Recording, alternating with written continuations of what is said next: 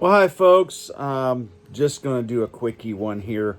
Matter of fact, I'm shooting this at 24 frames, 4K. I thought I'd come on and talk about what's going on with the whole Stephen Colbert situation. I've been watching this quite extensively.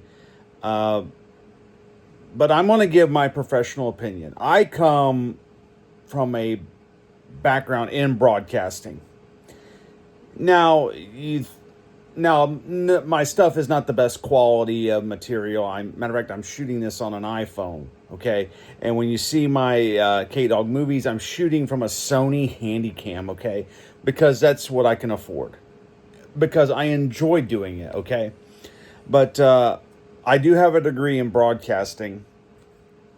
And let me explain what's going on.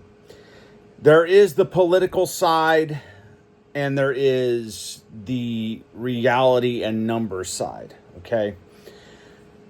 Now, Stephen Colbert being the typical left-wing thing, and it's not just a left-wing thing, it's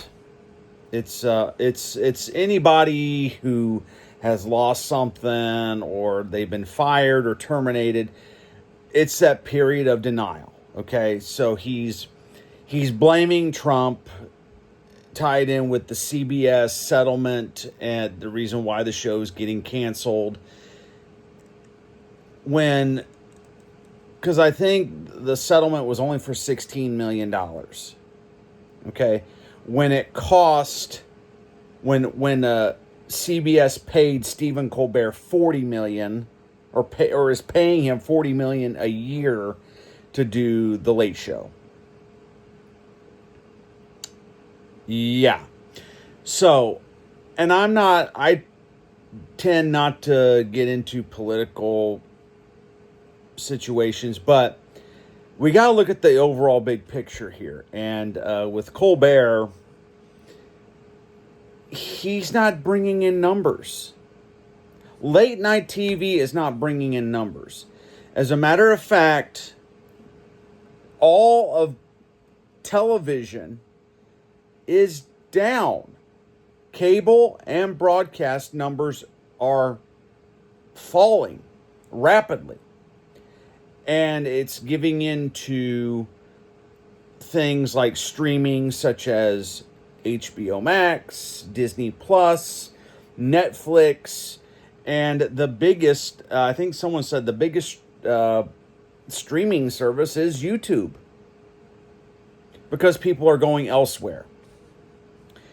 And I posted this on Facebook. It's a numbers game. And the networks are doing what they can to save money, because you watch and some people on the conservatives, they're saying watch out because you're going to see Jimmy Kimmel on ABC. Same thing is going to happen with him. NBC has cut back on the Tonight Show with Jimmy Fallon. It's now a 4-day a week. It's now a 4-day television show instead of 5-day. So they're cutting back.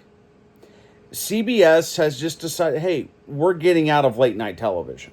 We're getting out of it. Now, someone pointed out that when Dave Letterman had the Late Show, and Dave was not bringing in huge numbers, but Dave brought in a lot more people than what Stephen Colbert is bringing in. Stephen Colbert, I believe, is only bringing in around 2 million viewers a night on average. While Letterman, in his final year of hosting, brought in 3 million.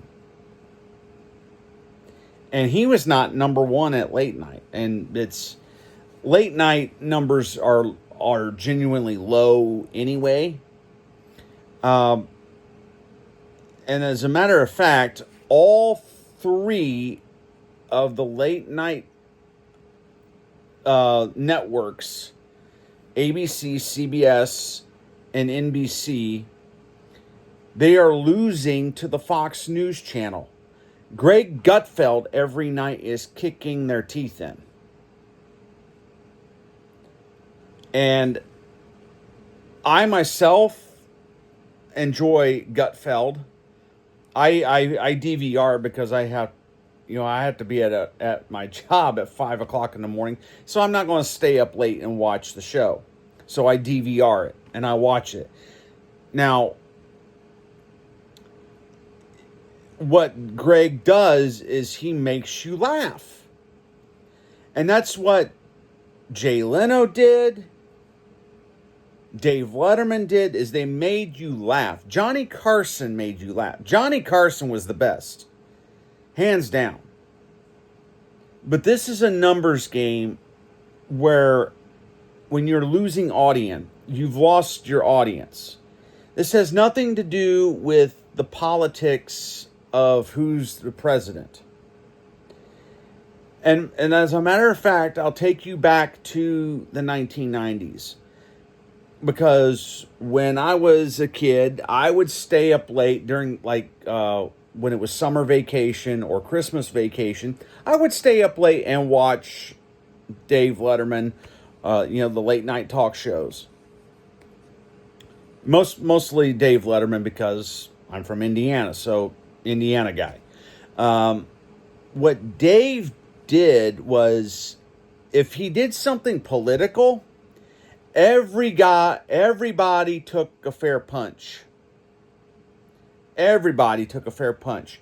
Whether it was Barack Obama,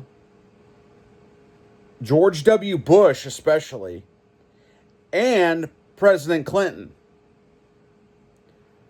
President Clinton was called by Dave Letterman President Tubby on a nightly basis.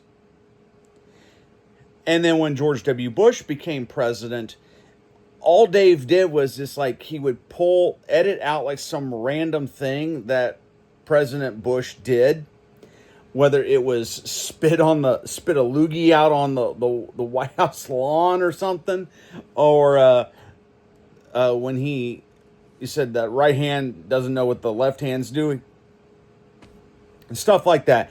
Everybody got made fun of equally.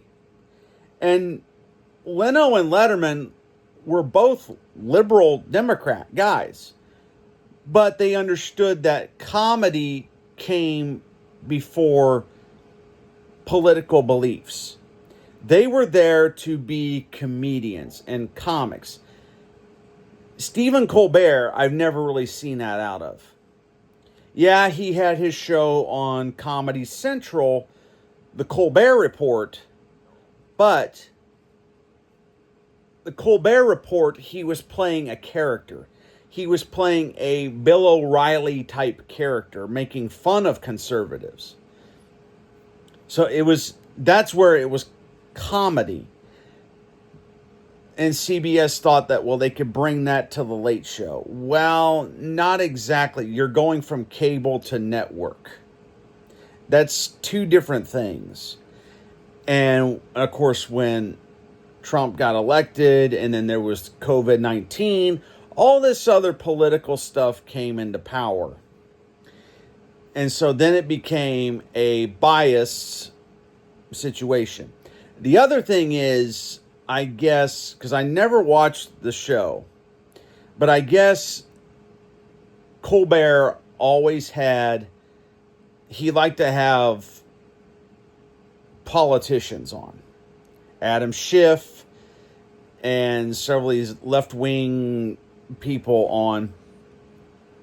While Leno and Letterman, it was always about who's the big movie star to promote a film, who's the musical artist on to promote a film, and or have a stand-up comedian come on and do a bit because they're doing a big tour or whatever.